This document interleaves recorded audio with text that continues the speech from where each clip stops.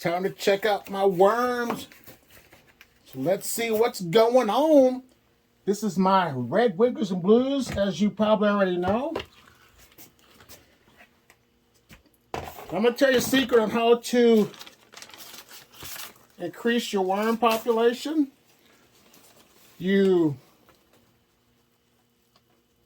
just give them fresh bedding, because when it comes to your worms, they're like us.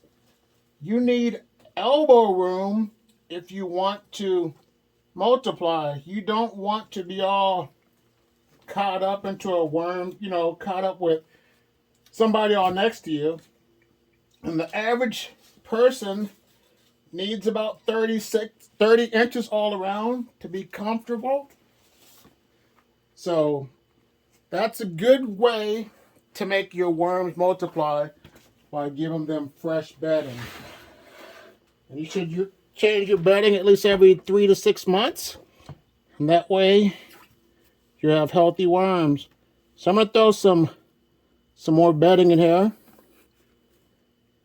And I'm going to give them some food to tide them over for a couple weeks.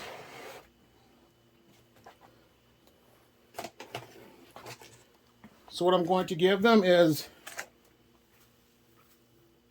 throw some grapes in here, pineapples, and strawberries.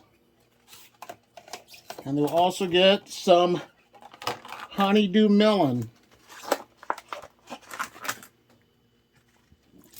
So I'll do that like this, cover it up, and they will be good to go. So that is once again how you get your worms to multiply, because you don't want them to be stuck in their own poop for a long time. So now it's time to look at my Euros. Let's take a peek at this batch of Euros, European night crawlers. They were fed on this side previously. And there they go, eating their food scraps. I'm going to go ahead and give them a little extra food. Tie them over. And what they're going to get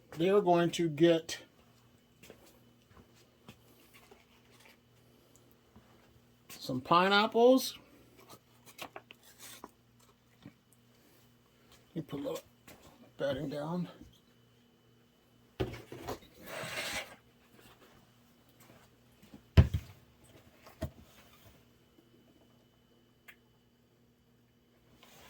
Here they go. Give them some more bedding. I'm sorry, they're going to get cantaloupe,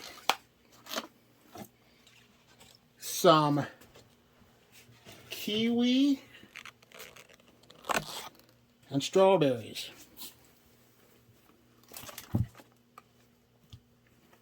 So there they go. That should tide them over for a while.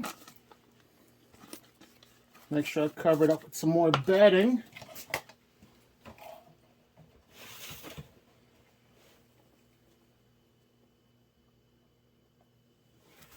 They're not going to complain because they have more bedding. And it helps to control the smells and pests as well. So, there they go.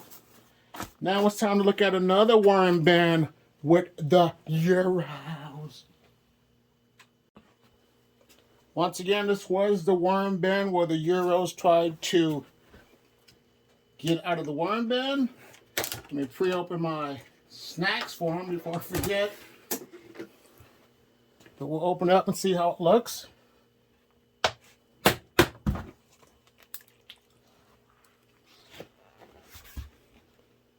There's a couple on the lid. No biggie. No worries for that. And then there are just a couple on the side. So moving them down from the heat did help once again. Let's take off this cover sheet. There's mold right here, but the worms are consuming that. And that's from the flaxseed. So no worries, they will eat mold. You don't want to have a lot of mold in your worm bins. But they will, like I said, come and consume that. So let me hook them up. I'm gonna give them some melon.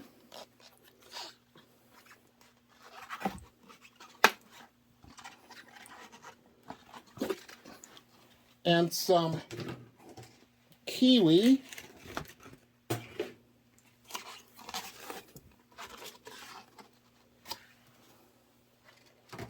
A little bedding on the top. I'm not going to give them worm chow this week. I'll give them worm chow next week. I'll just put this cover sheet here. And then add a little more bedding right here on the top of there.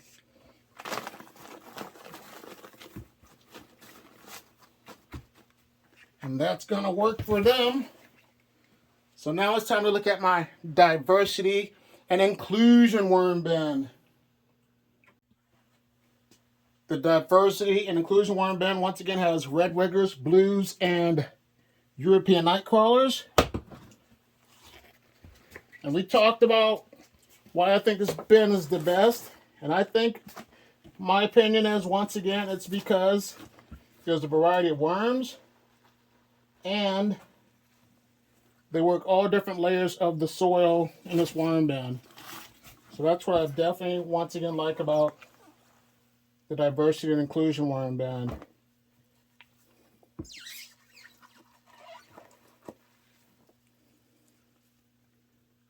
Well, let me just give them some more bedding.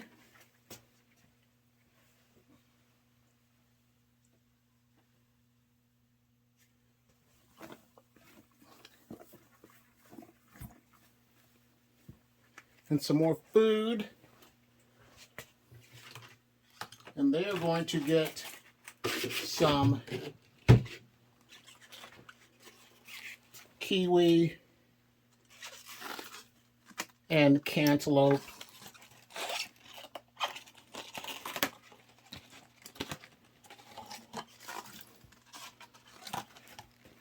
And they're going to be covered up with the bedding, so they can get back down to business. There they go. Covered up with this sheet of paper right here. And call this one good to go. This is my junk mail worm bin, which I really don't like putting junk mail in it. I don't like the white paper because it dries out on me, and I just don't like that. Like I said, there's just a few worms in this bin. I'm going to turn this paper over. And I'm not going to feed them because there's not a lot of worms in there. I'm just going to give them more bedding, which is just going to be more of this moist newspaper.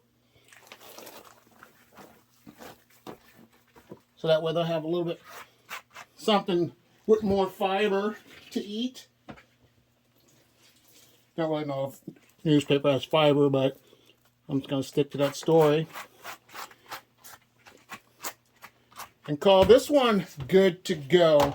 Now let's look at the worm bucket. Well, here's the worm bucket.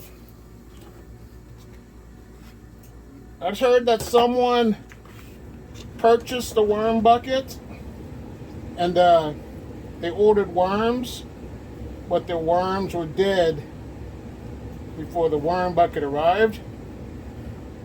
But with anything, if you're going to get your worms, make sure you have your worm bin established before your worms arrive, because that way you will be able to have the home ready for the worms. But I told the person that I need to contact whoever sold them their worms and touch base so they can get another batch of worms. So that's about it for now. Here's another video. If you like what you hear from me, like, subscribe, share, and have a great day. Bye.